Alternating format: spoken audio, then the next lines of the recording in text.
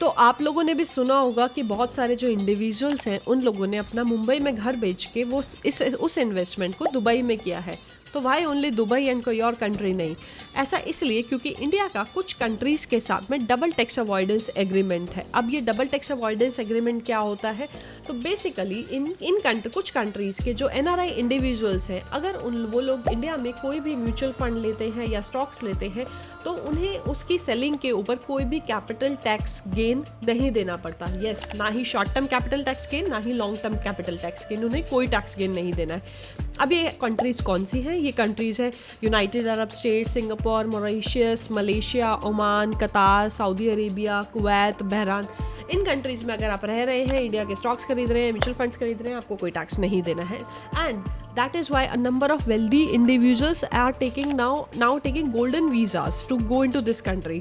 Golden visa लेके 6 महीने इस कंट्री में रहते हैं, वहाँ के सिटीजन बनते हैं एंड जो भी म्यूचुअल फंड जो होल्ड कर रखे थे उसको सेल ऑफ कर देते हैं at zero capital gains, zero tax on the capital gains.